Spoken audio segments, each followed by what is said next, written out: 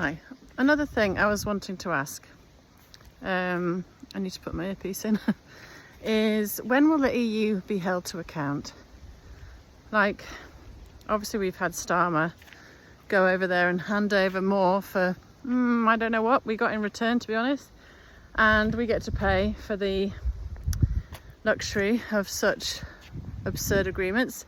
But you have Ursula von der Leyen, who I think pretty much committed the same crime as Marine Le Pen or similar, and yet she gets promoted, whereas Marine Le Pen obviously got hounded and taken to court and trials, etc.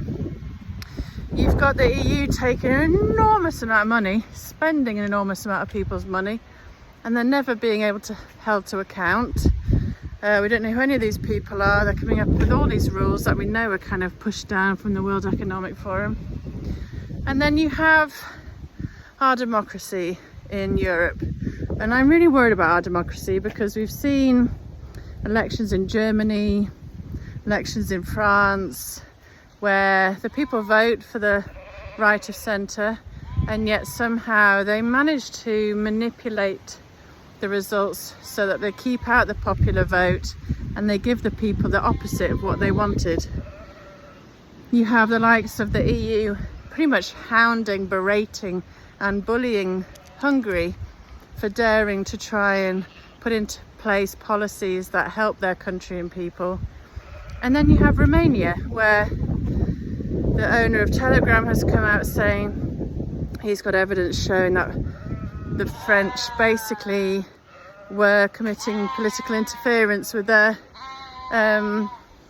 recent elections, electoral interference.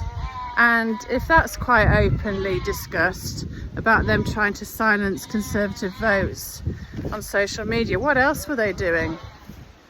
You know, we know that the original right of centre politician who wants peace with Russia and not the best of fans about the EU, he won a huge majority in the first round, and the EU kind of just cancelled it. No evidence, no real reason, just cancelled it. And then they tried to imprison him, and then I think he ran again and got another majority.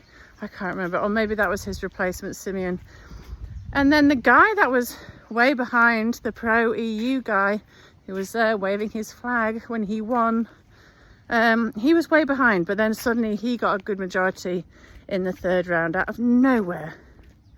I really don't believe the Romanians voted for this guy. And so, like, who holds the EU to account? When will they ever be held to account? Are we just losing our voice more and more every day, with the EU just taking over everything and never being held to account, running roughshod over countries? And then we've got the World Health Organization that we've signed up to the pandemic treaty, even though the World Health Organization is mostly run by China and Bill Gates. And the WHO, who got pretty much everything wrong with the pandemic, changed their minds every 2 minutes, had no scientific basis to their suggestions that we all followed. And the people who did the best, like Sweden, were the ones who went against most of their advice. And they took China's word that COVID didn't spread between humans, believed China, and let that be the case for months on end. Then they let China close down internal travel end of 2019, early 2020, but allowed them to have millions of Chinese travel around the world early 2020 for Chinese New Year. And the WHO is headed by Tedros, who has no medical background, qualifications, and has extremely dubious background, many legal challenges to his name. So this is the WHO, and again we've seen Starmer doesn't like to take responsibility and wants the EU to kind of take control, and he's now done the same with the WHO. Do we have any say anymore in the West? Do we have a voice? Do we still have democracy?